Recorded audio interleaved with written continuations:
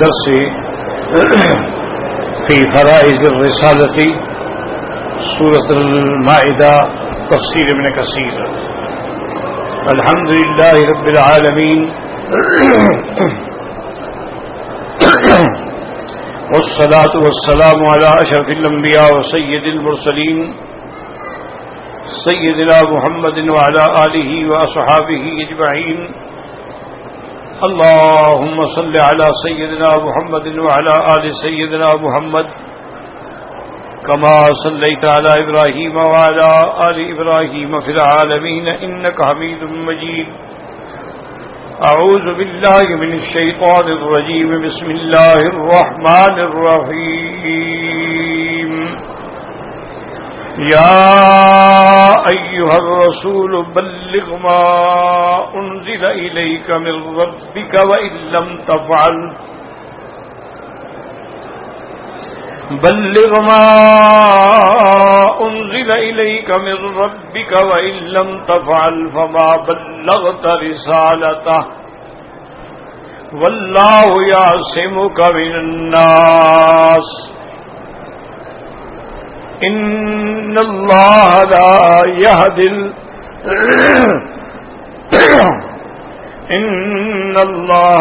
يهدي القوم الكافرين.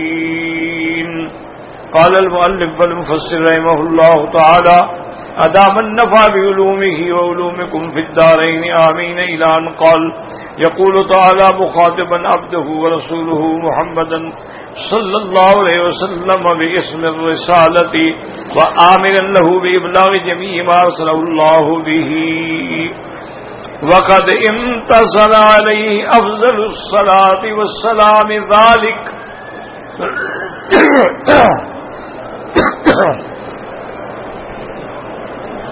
وقام به يتم القيام.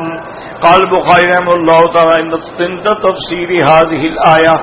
اب مفسر رحمۃ اللہ علیہ ان آیات کی تفسیر بیان فرماتے ہیں کہ اللہ تبارک و تعالی نے اپنے پیارے حبیب حضرت محمد مصطفیٰ صلی اللہ علیہ وسلم کو خطاب فرمایا رسالت سے کہ یا ایھا الرسول. تو حضور پاک صلی اللہ علیہ وسلم رسول بھی ہیں اور نبی بھی ہیں. اور یہ قاعدہ دماغ میں رکھ لیں کہ جو بھی رسول ہوگا وہ لازم نبی ہوگا، لیکن جو نبی ہوگا وہ ضروری نہیں ہے کہ رسول بھی ہوگا. جیسے حضرت موسیٰ علیہ السلام اللہ کے رسول بھی ہیں اور نبی بھی ہیں. ہارون علیہ السلام نبی تو ہیں لیکن رسول نہیں ہیں. تو اسی طرح رسولوں کی تعداد جو ہے وہ احادیث مبارک میں موجود ہے کہ تقریباً 313 اللہ نے رسول بھیجے ہیں.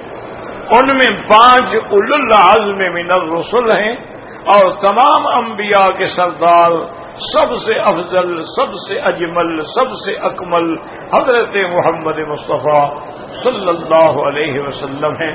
تو اس لیے اللہ نے اپنے نبی پاک کو قرآن مقدس میں کئی القابات سے نوازا ہے. یعنی یا ایھا الرسول، اسی طرح فرمایا یا ایھا النبی لم تحرم ما احل اللہ لک تبتغی مرضات ازواجک یا ایھا النبی جاہد الکفار والمنافقین واغلظ علیہم ومأواہم جہنم یا ایھا النبی انا ارسلناک شاہدا ومبشرا ونذیرا. اسی طرح فرمایا یا ایھا المزمل قم اللیل الا قلیلا. اسی طرح فرمایا یا ایھا المدثر قم فانذر وربک فکبر. تو یہ شان مصطفیٰ ہے صلی اللہ علیہ وسلم کہ اللہ نے آپ کو اتنے عظیم القاب سے اور اتنے عظیم صفات سے نوازا ہے کہ جو اور کسی پیغمبر کو نہیں ملی. یعنی بعض علماء نے یوں فرمایا ہے کہ ہر پیغمبر میں محاسن ہیں، لیکن ان سب کو جمع کرو تو پھر نمونہ حضرت محمد مصطفیٰ ہے صلی اللہ علیہ وعلا آلہ واصحابہ وسلم تسلیما کثیرا کثیرا۔ اللہ نے فرمایا کہ میرے پیارے رسول وآمرا لہ، اللہ نے حکم دیا کہ جو ہم نے آپ کی طرف بھیجا ہے، جو وحی کیا ہے، جو آپ پہ اتارا ہے، آپ آگے اپنی امت کو پہنچائیں۔ وقد انتصر علیہ افضل الصلوات والسلام علیک علیہ السلام ذالک۔ اب مفسر رحمۃ اللہ علیہ فرماتے ہیں کہ اللہ کے پیغمبر نے جو اللہ نے حکم دیا تھا اس کو پورا پورا سر انجام فرمایا ہے۔ لا حول ولا قوت الا باللہ، کیا بات ہے، انا للہ وانا الیہ راجعون،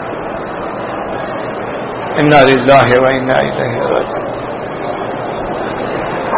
اللہ اکبر۔ اور حضور پاک نے ہر حال میں فرائض رسالت جو ہیں وہ سر انجام دیے ہیں۔ امام بخاری رحمۃ اللہ علیہ نے اسی آیت کی تفسیر پر یہ ارشاد فرمایا ہے، حدثنا محمد بن یوسف قال حدثنا سفیان بن اسماعیل عن الشعبی عن مسروق عن عائشہ رضی اللہ عنہا قالت من حدثك ان محمدا صلی اللہ علیہ وسلم كتم شيئا مما انزل الله عليه فقد كذب وهو يقول يا ايها الرسول بلغ ما انزل اليك من ربك الآية هكذا رواه ها هنا مختصر وقد خرجه في مواد صحيح مطولا وكذا رواه مسلم في كتاب الايمان والترمذي والنسائي في كتاب التفسير من سننهما من طرق عن عامر الشعبي۔ اب اس روایت میں حضرت عائشہ رضی اللہ تعالی عنہ صدیقہ بنت صدیق فرماتی ہے کہ اگر کوئی بندہ تم سے یہ کہے کہ حضور پاک نے کچھ چھپا لیا ہے جو بیان نہیں کیا ہے، فقط کذب، اس نے جھوٹ بولا ہے محمد مصطفیٰ کو۔ جب اللہ نے حکم دیا حضور کو کہ جو ہم نے بھیجا ہے پہنچاؤ، تو حضور کیسے چھپا سکتے ہیں؟ تو اس کا مطلب ہے کہ نعوذ باللہ وہ حضور کو اس آیت کا مخالف سمجھتا ہے جو یہ الزام لگاتا ہے۔ اصل بات سمجھیں کہ ان باتوں کی وجہ کیا ہے؟ ایک تو وجہ یہ ہے کہ بعض روافض نے یہ باتیں خود گھڑی ہیں کہ حضور صلی اللہ علیہ وسلم نے کچھ چھپا کے حضرت علی کو خاص علم جو تھے وہ دیے تھے اور کسی کو نہیں۔ یہ شیعہ کا ایک عقیدہ ہے، اور بعض کا تو یہ بھی عقیدہ ہے کہ حضور پاک نے باقاعدہ حضرت علی کو رضی اللہ عنہ کو اپنے بعد اپنی خلافت اور اپنا وصی بنایا تھا اور وہ لکھ کے دیا تھا، اور حضرت علی نے اس کو چھپا کے رکھا۔ یہ دو باتیں بڑی مشہور ہیں۔ حالانکہ یاد رکھو کہ ایسے موقع بھی آئے کہ بعض صحابہ نے حضرت علی سے خود سوال کیا کہ یا امیر المومنین، حضور پاک نے آپ کو ساری امت سے کچھ چھپا کے خاص علم بھی عطا فرمائے جو اور کسی کو نہ دیے ہوں، یا حضور پاک نے آپ کو اپنی خلافت و وصایت وصیت کا اہتمام کے لیے لکھ کے دیا ہے اور آپ نے اس کو بڑا محفوظ رکھا ہوا ہے، حتیٰ کہ تلوار جو تھی ذوالفقار اس کے کیس کے اندر آپ نے وہ کاغذ رکھے ہوئے تھے۔ حضرت علی رضی اللہ تعالی نے فرمایا کہ جو کہتا ہے وہ جھوٹ بولتا ہے، اور آپ نے وہ کاغذ نکالے، فرمایا یہ وہ کاغذ۔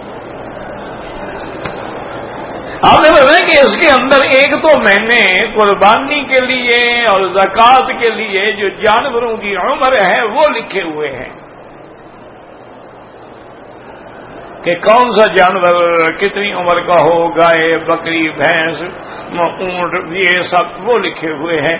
اور اسی طرح میں نے وہ اسہام لکھے ہوئے ہیں کہ بھی وراثت کے اندر بیٹے کو کیا ملے گا، بیٹی کو کیا ملے گا، بیوی کو کیا ملے گا، بہن کو کیا ملے گا، اور اس کے باپ کو کیا ملے گا. یہ سارے سہام میں نے لکھے ہوئے ہیں تاکہ اہم ضرورت پڑتی ہے انسان بھول نہ جائے.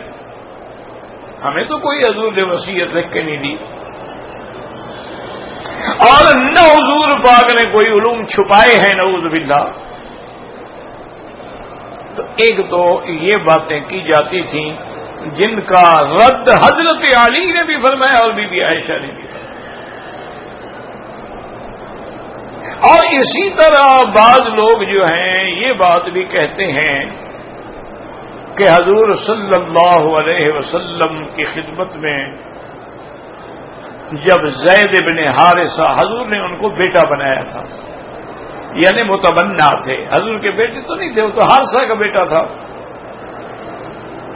لیکن حضور نے ان کو بیٹا بنایا تھا کہ ظالموں نے ان کو غلام بنا کے بیچ دیا تھا. تو سیدہ خدیجہ الکبریٰ رضی اللہ تعالی عنہا نے خرید کے حضور کو دے دیا، حضور نے بیٹا بنا لیا. حتیٰ کہ لوگ جو ہیں اس کو زید بن محمد کہہ کے پکارتے تھے. زید بھی محمد مصطفیٰ کا بیٹا.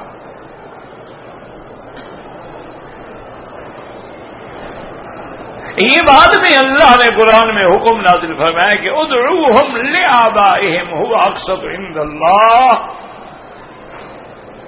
آئندہ کوئی آدمی کسی کو اس کے باپ کے بغیر نہ پکارے.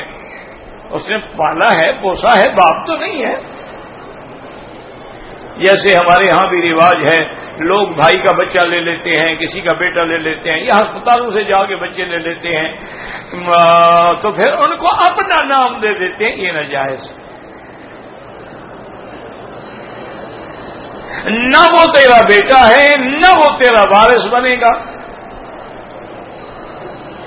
اور نہ وہ بالغ ہونے کے بعد تیری بیوی کے سامنے آئے گا کہ بیٹا ہے. وہ تو بیٹا ہے جی، اس نے پالا ہے، وہ جی ماں ہے، ماں نہیں ہے.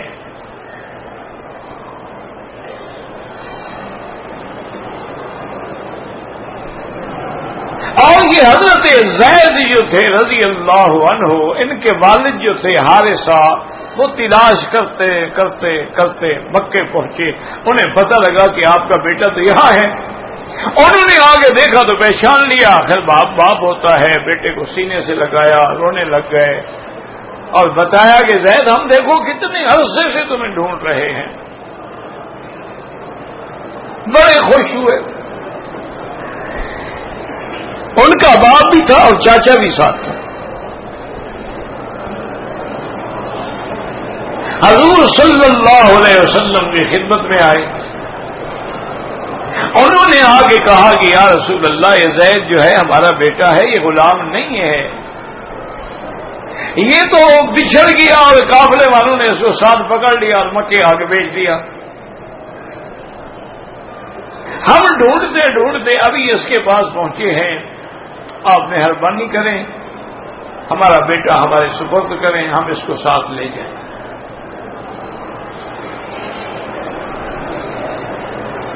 حضور پاک نے فرمایا کہ حارثہ دیکھو،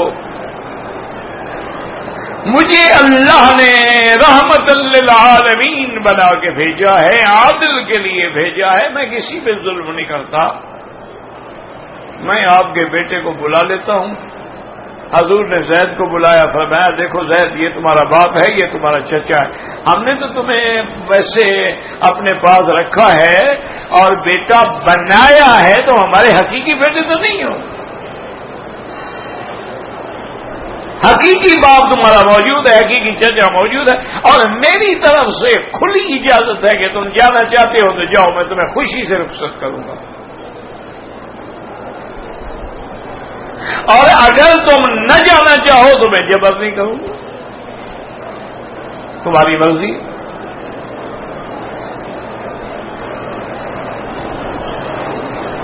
حضرت زید رضی اللہ اللہ تعالیٰ عنہ کھڑے ہو گئے اور رونے لگ گئے. اس نے کہا یا رسول اللہ میں کائنات کی ذرہ ذرہ کی نعمت چھوڑ سکتا ہوں لیکن محمد مدنی کا دروازہ نہیں چھوڑ سکتا.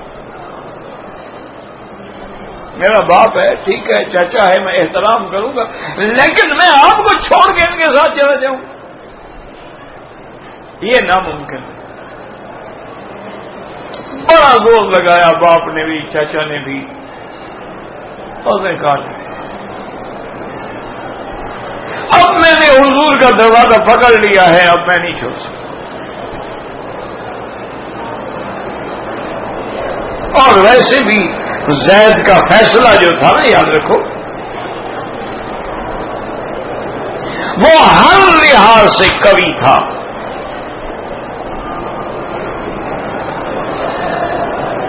باپ تو ایک دوسرا بھی پیدا ہو سکتا ہے, اگر وہ پہلا باپ مر جائے اس کی بھی ماں جو ہے کسی دوسرے سے شادی کر لے, وہ بھی تو ایک باپ ہی ہے نا. لیکن حضور نبی تو اب دوسرا پیدا نہیں ہو سکتا, وہ محمد مصطفیٰ کو کیسے چھوڑ دیں.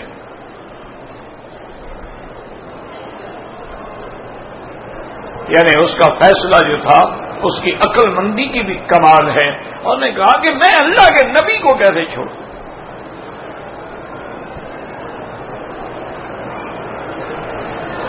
اور اسی لیے عبداللہ ابن سلام جو یہودیوں کے بہت بڑے عالم تھے, حتیٰ کہ ان کو حافظ تورات کہا جاتا تھا کہ تورات کے حافظ ہیں, الحمدللہ مسلمان ہو گئے. اسلام لانے کے بعد ایک دن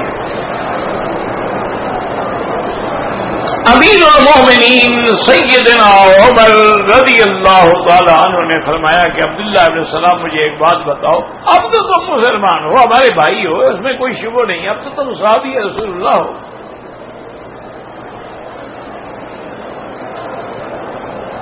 لیکن ایک بات بتاؤ, اسلام لانے سے پہلے جب تم یہودی تھے اس وقت بھی تمہیں یہ یقین تھا کہ یہ محمد الرسول اللہ وہی سچے نبی ہیں,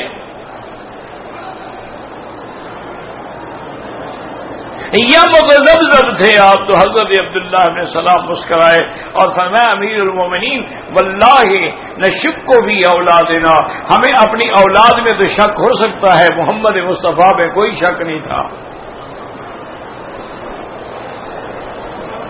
یعنی اولاد میں تو شک ہو سکتا ہے نا کہ بیوی نے کہیں اور منہ کالا کیا ہو, اس کا نطفہ اور کیا ہے تمہارا بیٹا ہے, یا نطفہ تو چلو باپ کا ہو لیکن پانی کسی اور کا بھی درخت کو لگاتی رہی ہو, تو اس میں تو شبہ ہو سکتا ہے. صرف عورت کی بات ہے نا کہ میں نے کوئی خیانت نہیں کی, بس ہم اعتبار کرتے ہیں, ورنہ اور کوئی دلیل تو نہیں ہے ہمارے پاس. انہوں نے کہا کہ امیر المومنین محمد مصطفیٰ کی صداقت پہ تو تورات گواہ ہے, انجیل گواہ ہے, صحائف گواہ ہے, تمام کتب سماویہ گواہ ہیں, اور وہ تمام علامات جو ہیں وہ حضور میں موجود ہیں, حضور میں کیسے شک ہو سکتا ہے؟ میں نے کہا ضد الگ بات ہے کہ میں نہ مانوں, اس کا کیا علاج ہے؟ آج بھی آپ دیکھیں 100 دلائل دیں آپ, 100 اس کو سمجھائیں کہ بھائی حضور پاک نے اپنے نام مبارک پہ درود پڑھنے کا حکم دیا ہے, انگوٹھا چومنے کا حکم نہیں دیا ہے. آپ سمجھائیں حضور کے صحابہ نے نہیں چوما, اہل بیت نے نہیں چوما, محدثین نے نہیں چوما. ہاں ٹھیک ہے ٹھیک ہے, جب پھر نہ فوراً پھر کیوں نہیں چوما؟ کیا یہ اس کا مجھے بتائیں کوئی علاج ہے دنیا میں؟ کیوں عادت ہے ہو چکی ہے. اب جس بندے نے 40 سال تک انگوٹھے چومے ہوں وہ جلدی سے تو نہیں چھوٹتے نا جی.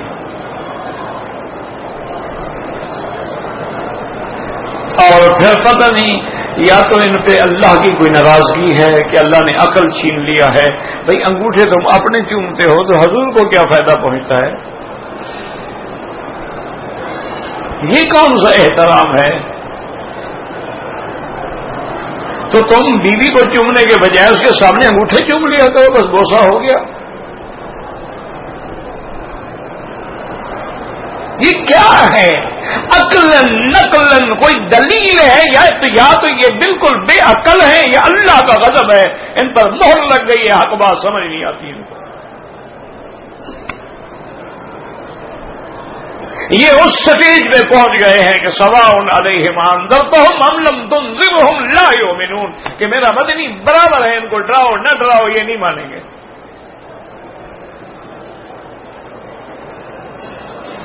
یہ کیا ہے آخر؟ کوئی عقل ہے؟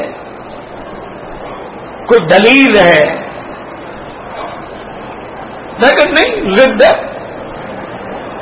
آپ ان کو لاکھ بتلائیں کہ بھائی کسی بزرگ کی مزار پہ سجدہ کرنا، بوسہ دینا، چوکھٹ پہ جا کے ماتھا ٹیکی کرنا، یہ اگر عبادت کی خیال سے ہو تو کفر ہے، اگر صرف تعظیم کے خیال سے بھی ہو تو فسق اور فجور ہے، یہ گناہ کبیرہ ہے اور آہستہ آہستہ شرک تک لے جاتا ہے۔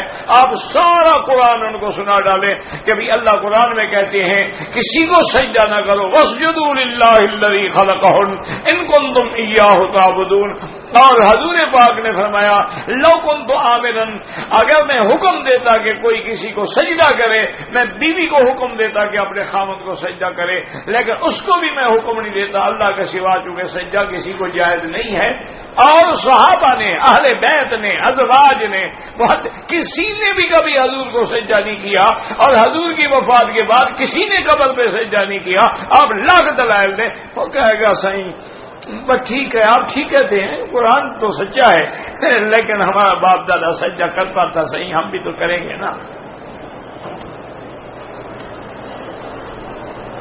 آپ الٹے لٹک جائے، اسے نہیں ماننی، عادت ہے۔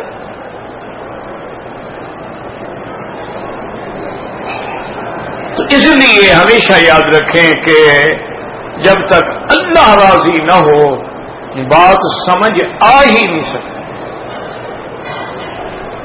لاکھ دلائل دیتے رہے، ضد کا کیا ہے؟ اس لیے عبداللہ اور نے کہا واللہ نشک بھی اولادنا، خدا کی قسم ہے امیر المومنین، ہمیں اپنی اولاد میں تو شک ہو سکتا ہے لیکن صداقت محمد مصطفیٰ میں شک نہیں ہو سکتا کہ حضور اللہ کے سچے نبی۔ لیکن ضد ہے، اس نے کہا یہودیوں میں آپ کو پتہ ہے بڑی عیار قوم ہے، مکار قوم ہے، غدار قوم ہے، وہ نہ مانے، ضد ہے، یہ مانا نہیں کہ ان کو حضور کی صداقت کے بھی شک ہے۔ اصل یہ ساری بات میں نے کیوں کی، اس لیے یاد رکھیں کہ ایک بزرگ نے کہا کہ بھائی ہم سیدہ عائشہ کا احترام زیادہ کرتے ہیں اپنی ماں کے بجائے، تو اس نے کہا جی کیوں؟ اور نے کہا یہ ماں تو بس کہتی ہے نا کہ میں تمہاری ماں ہوں، میں نے تمہیں پیٹ میں رکھا ہے، لیکن اس کو تو اللہ قرآن میں کہتا ہے کہ تمہاری ماں ہے، تو اللہ کی بات زیادہ پکی ہے یا ماں باپ کی بات زیادہ پکی ہے؟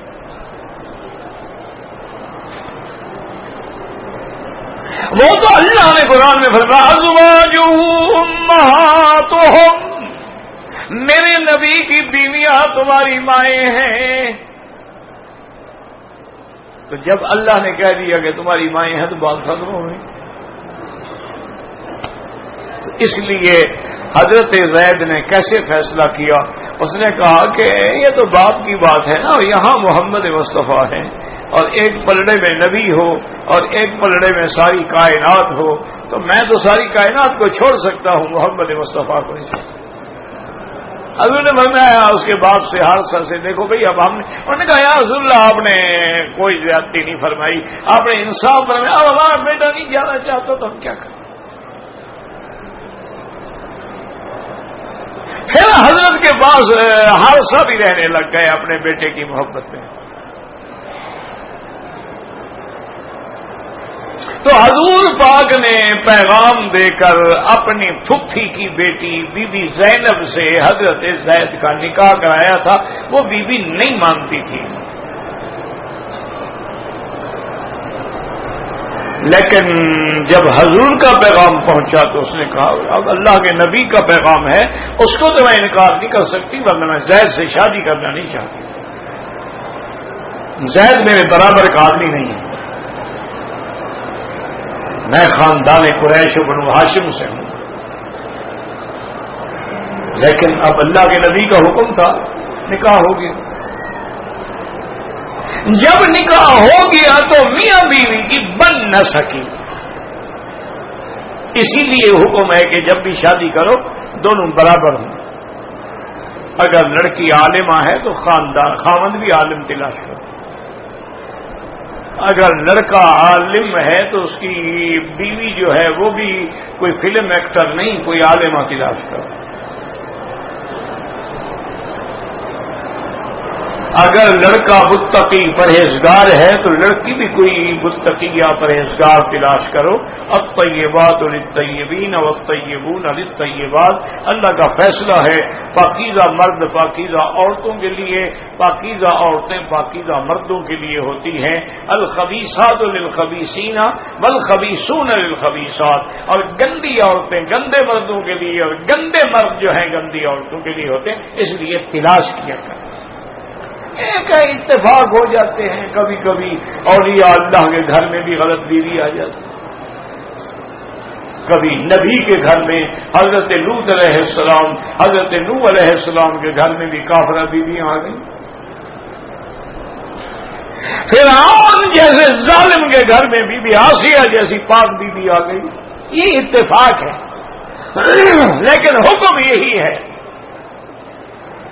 کہ زانیہ عورت جو ہے وہ زانی بندے کو ڈھونڈتی ہے، اور زانی بندہ جو ہے وہ زانیہ کو ڈھونڈتا ہے۔ جیسے قرآن کی، سنت کی، حضور کی درود کی، دین کی خوشبو ہوتی ہے، اسی طرح زنا کی بھی بدبو ہوتی ہے، ایک دوسرے کی یہ بدبو بڑی جلدی سونگھ لیتے ہیں۔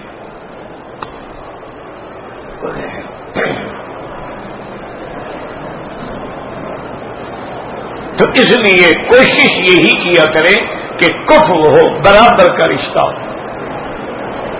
اب دیکھیں نا جی، بعض اوقات بڑے لوگ ہیں، کسی غریب کی، کسی ہاری کی، کسی مزدور کی بیٹی اللہ رحمت کرے اگر بیچاری خوبصورت ہو، بس وہ تو عذاب میں ہے نا، جس وقت ذمہ دار چاہے چھین لے، جس وقت ذمہ دار کا بیٹا ہو وہ تو ان کا مال ہے نا۔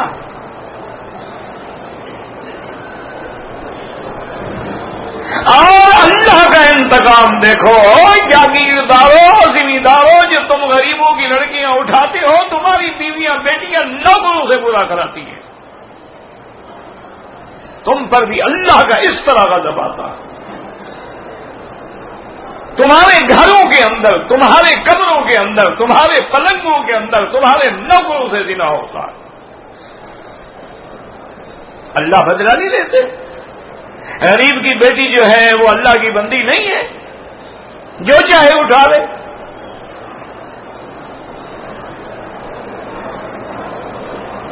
اب وہ غریب کی بیٹی ہے، خوبصورت ہوتی ہے، بیچاری جوان ہوتی ہے، اٹھا لیا اور 15-20 دن کے بعد دل بھر گیا، وہ ایک نکرانی ہے، پڑی ہوئی ہے۔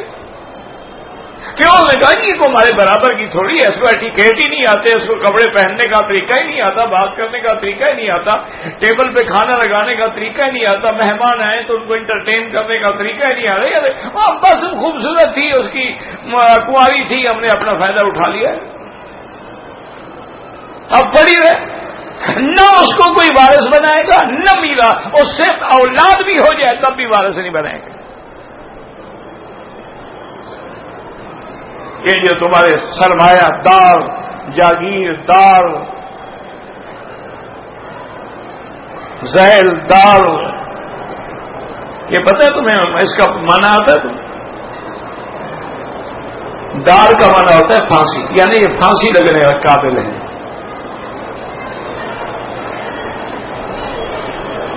تختہ دار، وہ پھانسی والا تختہ، اس کو دار کہا جاتا ہے۔ اسی لیے ان کے ساتھ ہی اللہ نے 7 لفظ لگا دیا، سر دار، تمن دار، جاگیر دار، زیر دار، یعنی آؤ گے یہی تم پھانسی کے پھٹے پہ انشاءاللہ، کر لو ظلم جتنے ظلم کرنے۔ انجام ہوگا.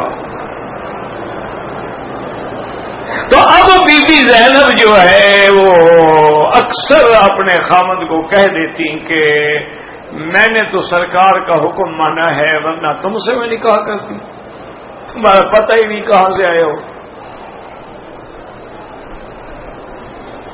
اور زید روزانہ حضور کی خدمت میں آتے کہ یا رسول اللہ میں تنگ آ گیا، اب مجھ سے برداشت نہیں ہوتا کہ بیوی میرے ساتھ ایسا مکالمہ کرے اور مجھے حقارت کی نظر سے دیکھے، توہین کی نظر سے دیکھے، تنقید کی نظر سے دیکھے، تو پھر کیا میری وہ بیوی ہے؟ میں طلاق لینا چاہتا ہوں. حضور اس کو روکتے فرماتے کیا کر رہے ہو؟ پہلے تمہاری تو آدھا رشتہ کیا میں نے تو ساری برادری ناراض ہے کہ حضور پاک نے ہماری بیٹی دینی تھی تو غلام کو دینی تھی، وہ پہلے ناراض ہے، اب طلاق دو گے تو باقی خاندان بھی ناراض ہو جائے گا. نتیجہ نکلا ہے بیٹی دینے کا. تم مہربانی کرو طلاق نہ دو.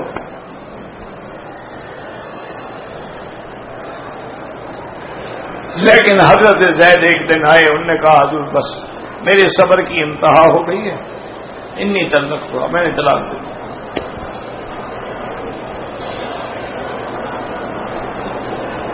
اب اللہ نے ایک فیصلہ فرما دیا کہ تقدیر کا فیصلہ یہی تھا کہ طلاق ہونی تھی، نکاح بھی ہونا تھا، کیونکہ اللہ کے فیصلے تو اللہ جانتے ہیں نا. تو پہلے دور جاہلیت میں یہ قاعدہ تھا کہ اگر منہ بولا بیٹا ہو، اس کی جو بیوی ہے وہ بظاہر تو میری بہو ہوگی نا، لیکن وہ حقیقی بہو تو نہیں ہوتی. لیکن اس کو بھی وہ حقیقی بہو سمجھتے تھے کہ اگر بیٹا مر جائے تو اس کی بیوی سے شادی ناجائز ہے، کہ وہ ہماری بیٹی ہے، ہماری بہو ہے. حالانکہ اسلام میں یہ نہیں، اسلام میں یہ ہے کہ جو تیرا حقیقی بیٹا ہے، تیرے سلب سے ہے، اس کی بیوی سے تو تم شادی نہیں کر سکتے ہو. لیکن منہ بولے بیٹے کی تو کوئی حیثیت نہیں.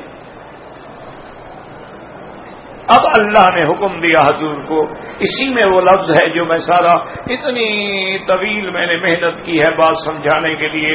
خدا کرے کوئی ایک بات بھی سمجھ آ جائے، شاید کہ اتر جائے تیرے دل میں میری بات، کوئی ایک بات سمجھ آ جائے تو تیری بھی انشاءاللہ ہدایت کا ذریعہ بن جائے گی اور میری بھی نجات کا ذریعہ بن جائے گی. وہ قرآن میں لفظ ہے وَتَخْشَى النَّاسَ وَاللَّهُ أَحَقُّ أَن تَخْشَاهُ. اللہ نے فرمایا حضور لوگوں سے چھپاتے ہو، ڈرتے ہو، چاہیے تو یہ تھا کہ اللہ سے ڈرو، تم لوگوں سے کیوں ڈر رہے ہو؟ تو اس پر بھی لوگوں نے بہت بڑی ٹھوکریں کھائی ہیں، اللہ معاف کرے. انہوں نے کہا حضور کے دل میں بی بی زینب کا عشق تھا، حضور چھپاتے تھے. اچھا جو بے دین ہیں، جو مرتدین ہیں، جو خارج اسلام ہیں، ان کا رونا تو چھوڑو نا، وہ تو دشمن ہے نا، جو مرضی ہے کہہ رہے ہیں، وہ تو کارٹون بھی بنا دیتے ہیں نا. وہ تو دشمن ہے، دشمن کا کیا گیلا، وہ تو رنگیلا رسول کے نام پر کتابیں بھی رکھ لیتے ہیں. ان کو آگ لگاؤ، تمہارے اپنے سنی عاشق صوفی، اللہ معاف کر دے ان کو، اللہ ان کی مغفرت ہو. انہوں نے اپنی کتابوں میں لکھا ہے کہ بی بی زینب ایک دن اپنے گھر کے صحن میں غسل کر کے اپنے بال جو ہیں وہ سکھا رہی تھیں، کیونکہ اس زمانے میں ڈرائر تو تھے نہیں نا، عورتیں دھوپ میں کھڑی ہو جاتی تھیں، اور لمبے بال تھے اور بڑی خوبصورت کیسے نہ ہوں، بنو ہاشم سے ہیں. تو حضور کی نظر پڑی تو آپ عاشق ہو گئے.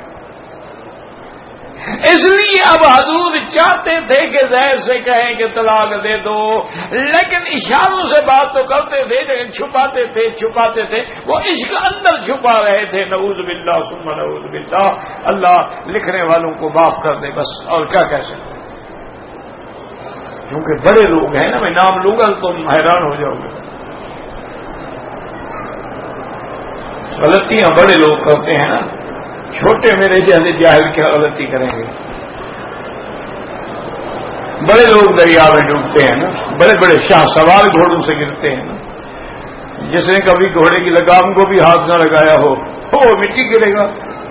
ایک جلسے پہ ہم جا رہے تھے, مرزا غلام نبی جہاں باز ہوتے تھے, شاعر احرار حضرت اللہ شاہ بخاری رحمۃ اللہ علیہ کے ساتھ جو ساری زندگی رہے, جیلیں کاٹی ختم نبوت کے مسئلے پہ. وہ ہندوستانی تھے اور ایسے دھان پان آدمی تھا, پتلا تھا, کمزور سا سیدھا. وہ ایک مجھے یاد ہے مبارک پور کے علاقے میں ایک مائی ٹبا ایک جگہ ہوتی تھی, وہاں ایک آدمی تھا غلام حیدر اس کا نام تھا. تو اس کو پتا تھا اصل میں کہ بکی صاحب کو گھوڑیوں کا بڑا شوق ہے, تو وہ بڑی گھوڑیاں مانگ کے لے آیا تھا بیچارہ ہمیں لے جانے کے لیے. مجھے بچپن سے یہ شوق تھا, بس خیال والد صاحب کو بھی تھا, ان کی 20 گھوڑیاں ہوتی, ہر نسل کی گھوڑی رکھی ہوئی. تو وہ بڑی چن کے گھوڑیاں لے آیا. مولانا لقمان مرحوم اللہ اس کی قبر پہ کروڑوں رحمتیں فرمائے, دوست بھی تھا, ساتھی بھی تھا, اللہ والا بھی تھا, مخلص بھی تھا. مذاق میں اس نے چھپائے رکھا اپنے آپ کو, ولی اللہ بھی تھا. ہر وقت ذکر کرتا تھا, زبان پہ ہر وقت ذکر تھا. اس نے راہ مذاق جا کے غلام حیدر سے کہا کہ یہ جو ہے نا ہمارے غلام نبی جہاں باز بڑا شاہ سوار ہے, جو سب سے سرکش گھوڑی ہو یا گھوڑا اس کو اس پہ بٹھا دیں. مولانا لقمان صاحب تو یہ چٹخارے آتے تھے نا, اس نے کہا جی ٹھیک ہے, وہ گھوڑی آ گئی. تو مولانا لقمان کو کہنے لگا جہاں باز سمجھ گیا یہ خسر جو کر رہا ہے وہ گڑبڑ نہ ہو.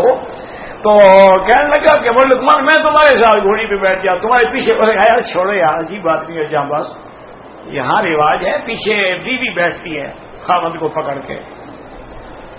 ہمارے ملک میں ہم نے کہا اللہ کے بندے رواج ہے, گھوڑی ہو یا سواری ہو تو پیچھے بیوی بیٹھتی ہے, وہ بیچاری کمر کو پکڑ لیتی, غیر عورت تو نہیں پکڑ سکتی نا کمر کو.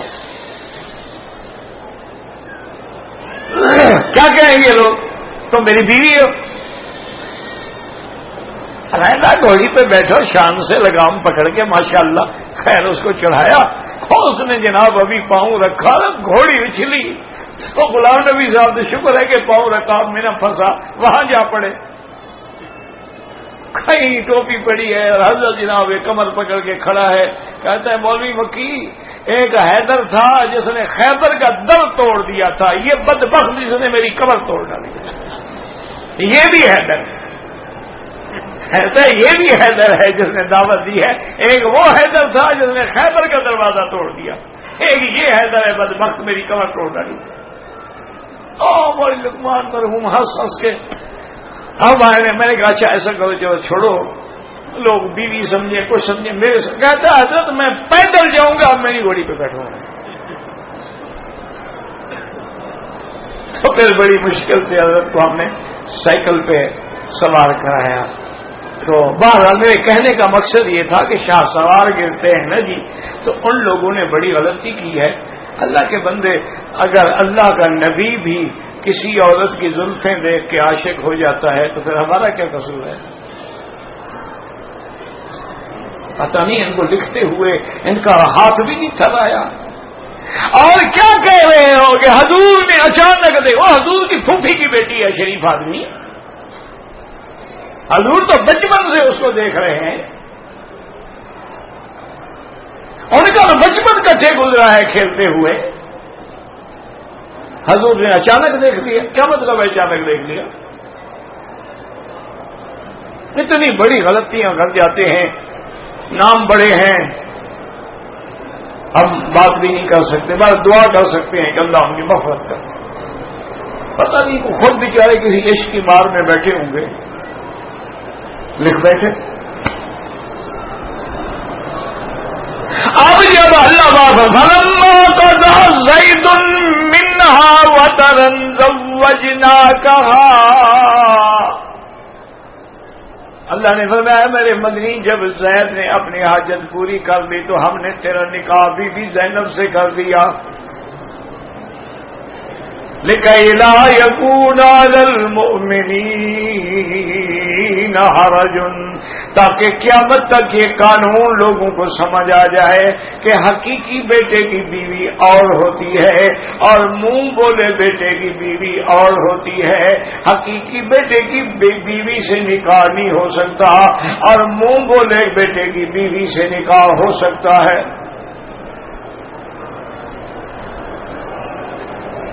اور یہاں یہ مسئلہ بھی سمجھ لو،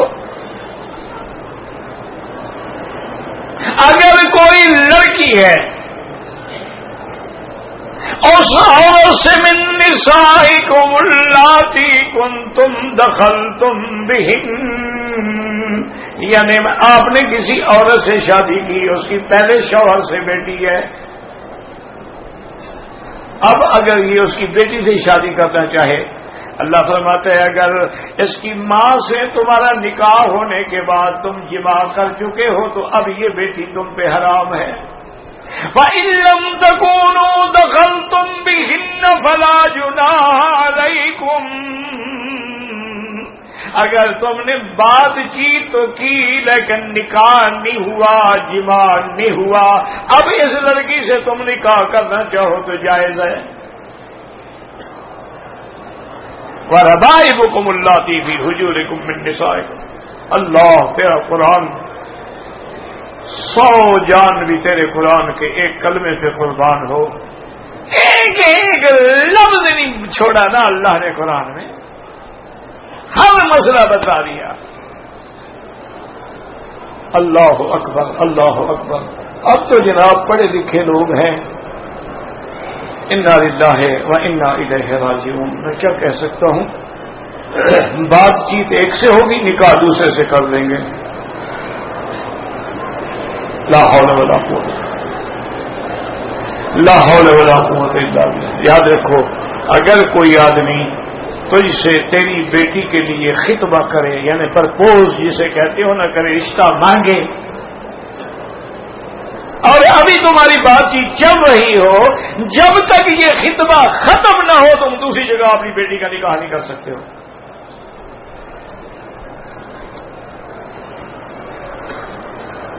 یاد رکھا کوئی مذاق تھوڑی ہے، یہ کھیل تماشا ہے۔ خطبہ چل رہا ہے، کپڑے دے رہے ہیں، وہ ہدیے بھیج رہے ہیں، شادی کے زیور تیار ہو رہے ہیں، اور اس کے بعد شادی نکاح دوسرے سے ہو جاتا ہے، وہ تو زنا ہے۔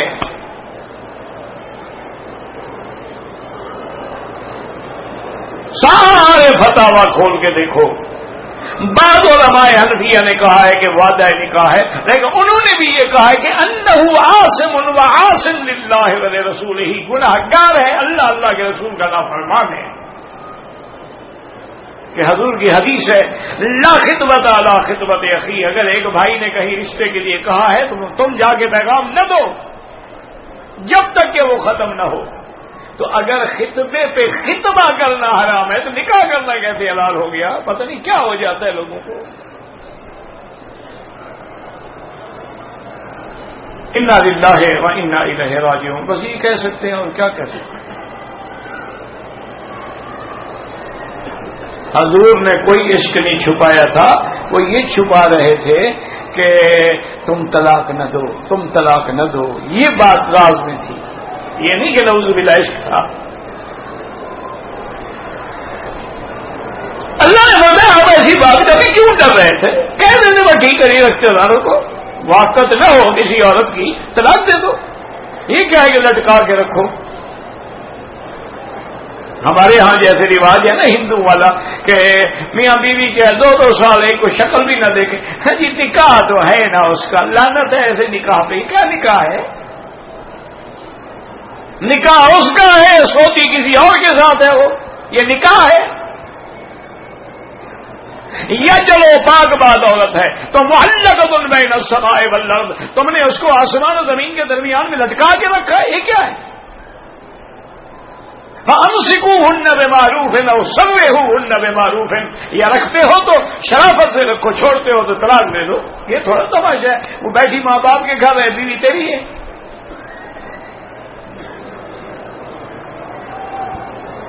نہیں بنی تو نہیں بنی، بس ٹھیک ہے، توکل اللہ کو طلاق دو تاکہ وہ کسی اور جگہ شادی کرے، تم کسی اور جگہ شادی کرو۔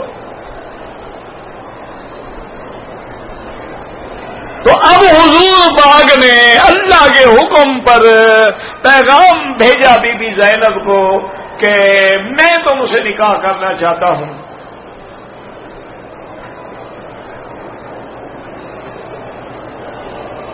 اور بعض روایات میں ہے کہ پیغام لے جانے والے بھی زید تھے، حضور نے انہی کو کہا کہ جا کے کہو۔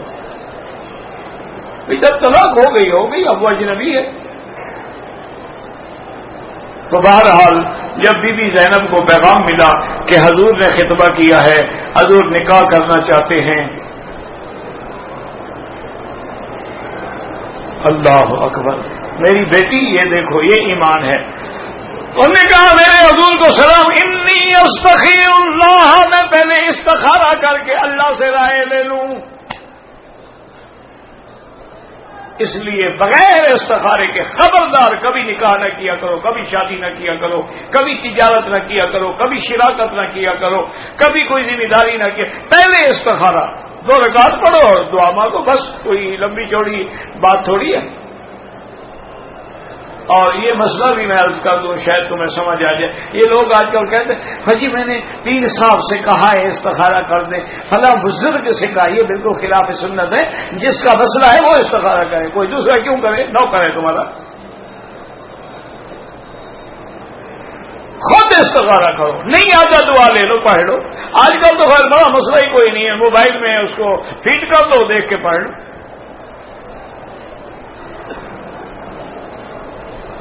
اب جناب بی بی زینب فرماتی ہیں کہ میں اپنے گھر میں بیٹھی تھی کہ فدخل رسول اللہ، حضور میرے گھر میں بغیر اجازت کے اندر آ گئے۔ کہتی ہے میں تو حیران ہو گئی کہ حضور تو کبھی ہمارے گھر میں بغیر اذن کے نہیں آئے، آج بغیر اذن کے کیسے آ کے سلام کیا؟ تو میں حیران۔ آپ نے فرمایا زینب تمہیں حیران ہونے کی ضرورت نہیں ہے، اللہ نے عرش سے میرا نکاح کر دیا ہے۔ اسی کو قرآن نے کہا نا فلما قضى زید منها وطرا زوجنا، ہم نے تمہارا نکاح کر دیا۔ اسی لیے پھر بی بی زینب بی بی عائشہ پہ سب پہ فخر کرتی تھی کہ عائشہ تیرا نکاح ابو بکر نے کیا ہے، میرا نکاح تو خدا نے کیا ہے۔ اس لیے وہ بات تو لوگوں نے بتایا کہ اچھا وہ چھپا رہے تھے، بی بی عائشہ نے کہا وہ جھوٹ بولتا ہے کہ محمد مصطفیٰ نے کچھ چھپایا ہے، حضور نے کبھی کچھ نہیں چھپایا ہے۔ اللہ کا حکم ہے، اللہ نے جو حکم دیا حضور نے پہنچایا ہے، واللہ عالم۔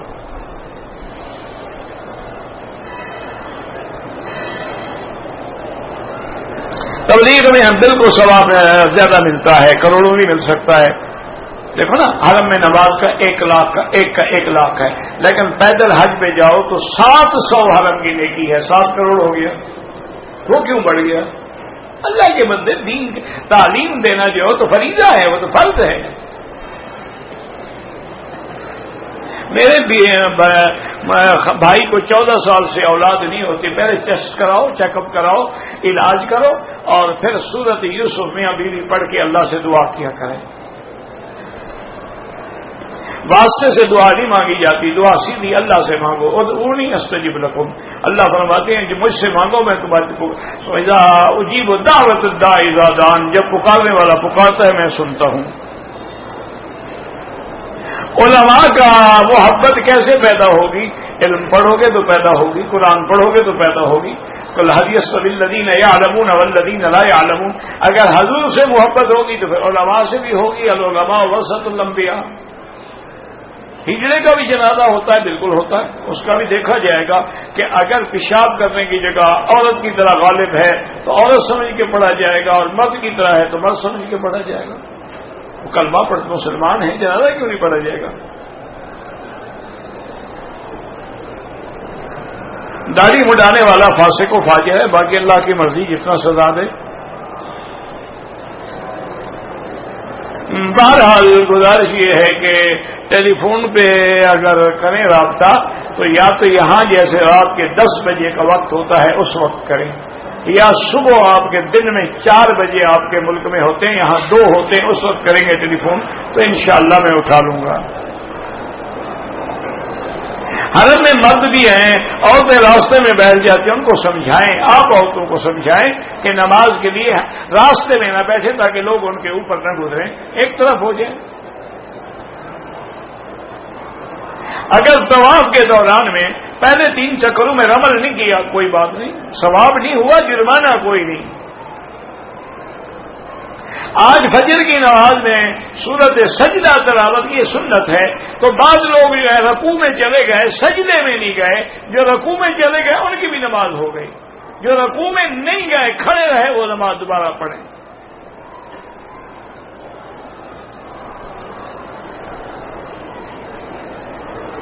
یہ بتایا تو ہے نا اولاد کے لیے وظیفہ تو بتایا ہے، سورۃ یوسف پڑھ کے دعا مانگو، میں نے تو کوئی چھپایا ہوا نہیں الحمدللہ۔ کوئی بچہ مامی یا چاچی کا دودھ پی لے، موٹی بات سمجھ لو، جس کا دودھ پیا ہے اب اس کی وہ ماں بن گئی، اس کی جتنی اولاد ہے اس کی بھائی بہن بن گئے، ایک موٹی بات یاد ہے، جس کا دودھ پیا، چاچی ہو، مامی ہو، دادی ہو، نانی ہو کوئی، اب وہ اس کی ماں ہے، اس کی جو اولاد ہے وہ اس کے بھائی بہن ہے۔ حرم کے قریبی مسجد میں پورے مکے میں 1 لاکھ ملتا ہے۔ اگر کسی آدمی نے بی بی عائشہ کے علاوہ حضرت عبداللہ بن زبیر نے بھی عمرہ کیا ہے، حضرت عبداللہ بن عمر نے بھی عمرہ کیا ہے۔ عورت اور مرد کی نماز میں فرق ہوتا ہے، اگر تمہارے نزدیک عورت اور مرد میں کوئی فرق ہے پھر نماز میں بھی فرق ہے، اور کوئی فرق نہیں تو پھر ٹھیک ہے، برابر ہے، فرق ہے۔ عورت امام بن سکتی ہے، عورت مؤذن بن سکتی ہے، اور اگر صفوں میں نماز پڑھ سکتی ہے، پھر فرق تو ہو گیا۔ تو اسی طرح سجدے میں وہ جتنا جھک کے سجدہ کرے گی زیادہ ثواب ہے۔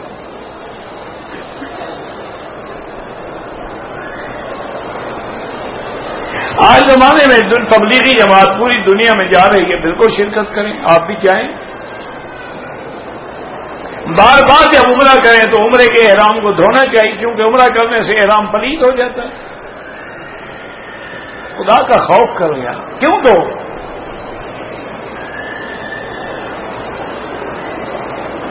لوگ مسجد میں کھڑے ہو کے کہتے ہیں میری مدد کرو، اگر واقعی وہ مجبور ہے تو مدد مانگ سکتا ہے۔ اگر عصر کے بعد 2 طواف کریں تو مغرب کے بعد ان کی 2 رکعت پڑھ لیں۔ زندہ انسان کے لیے نہ عمرہ ہے نہ طواف ہے۔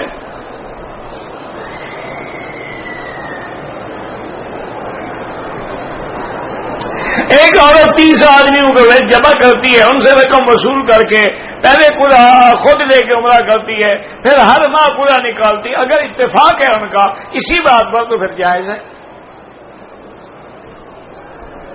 اگر کسی نے صفا مروہ میں 7 کے بجائے زیادہ چکر لگا دیے تو 7 تو ہو گئے نا، باقی چٹھی بڑھ گئی۔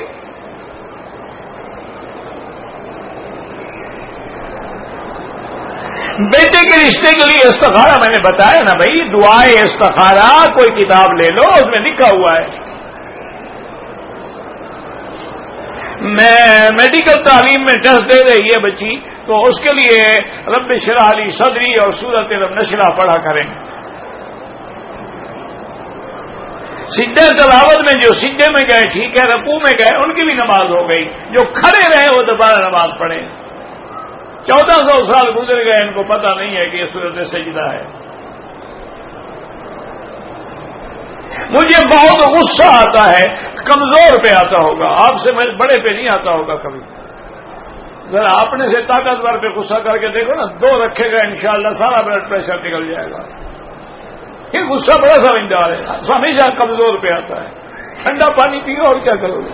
ویسے حضور نے فرمایا غصہ آئے کھڑے ہو تو بیٹھ جاؤ، بیٹھے ہو تو لیٹ جاؤ، یا وضو کر لو تو غصہ چڑھ جاتا ہے۔ کوئی چیز مجھے رات کو سونے سے تنگ کرتی ہے، بدن ڈال دیتی ہے، جس کو منہ نہیں کر سکتی، چیخ نہیں مل سکتی۔ میری مسئلہ تقریباً 5-6 سال سے ہے، میں عالمہ کا کورس کر رہی تھی، اب 6 ماہ سے میری شادی ہونی ہے، تو شادی کے بعد انشاءاللہ یہ سب بوجھ اتر جائیں گے، کوئی فکر نہ کرو، بالکل فکر چھوڑ دو، یہ وہی بوجھ ہے، شادی جلدی ہو جائے گی انشاءاللہ، پھر خامد کا بوجھ آ جائے گا، باقی بوجھ اتر جائیں گے۔ آپ آخری صورتیں جو ہے نا قل اعوذ بالفلق قل اعوذ برب الناس پڑھ کے ہاتھوں میں دم کر کے سارے بدن پہ پھیرا کرو.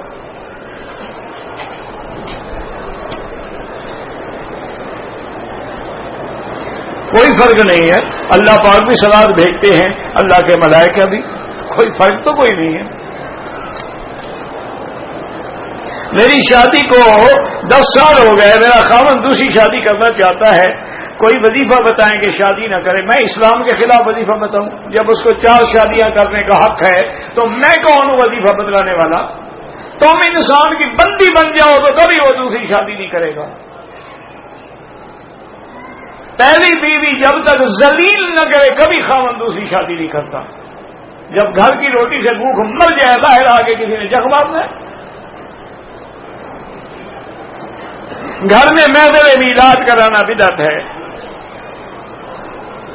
مواقع اللہ وانت فیہم, جب حضور موجود تھے تو مکے والوں پہ عذاب نہیں آیا, جب حضور چلے گئے تو قحط پڑی.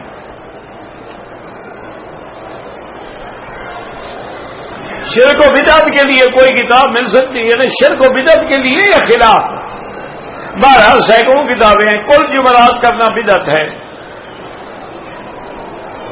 رمضان بھول گیا کوئی بات نہیں. بعض جگہوں پر عورتیں نقاب اتار کر نماز پڑھتی ہیں, کوئی حرج نہیں. نماز میں تو نقاب ضروری نہیں, نماز میں تو عورت چہرہ کھول سکتی ہے. پاکستان میں بینکوں میں یکم رمضان کو زکوٰۃ کاٹ لی جاتی ہے. اگر ایفیڈیوٹ دے دیا جائے کہ میں شیعہ ہوں تو زکوٰۃ نہیں کاٹی جاتی. یعنی پیسوں کے لیے تم بے دین ہونا چاہتے ہو, کافر ہونا چاہتے ہو. انا للہ و انا الیہ راجعون. اللہ کے بندے یکم رمضان کو زکوٰۃ نکالتے ہیں نا, تو تم 15 شعبان کو ساری رقم نکال دیا کرو. یکم رمضان کے بعد 5 رمضان کو پھر جمع کرا دیا کرو. شیعہ بننے کی کیا ضرورت ہے؟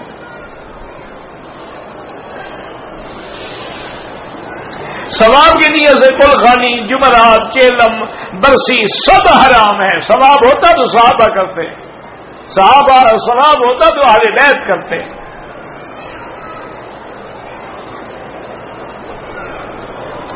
بالکل جو پاؤں جوڑ کے کھڑے ہوں, میں سب سیدھی ہو, درمیان میں فاصلہ نہ چھوڑیں, بالکل ٹھیک ہے. اگر آپ نے 8 دن مکے میں رہنا ہے اور 8 دن مدینے میں مسافر ہیں, سفر کی نماز پڑھیں گے.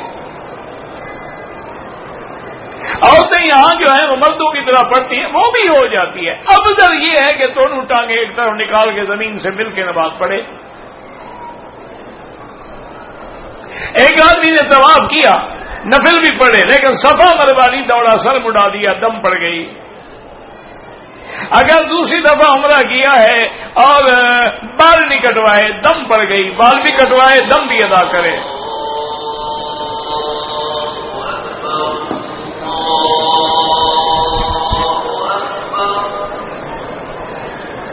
اللہ اکبر, اللہ اکبر.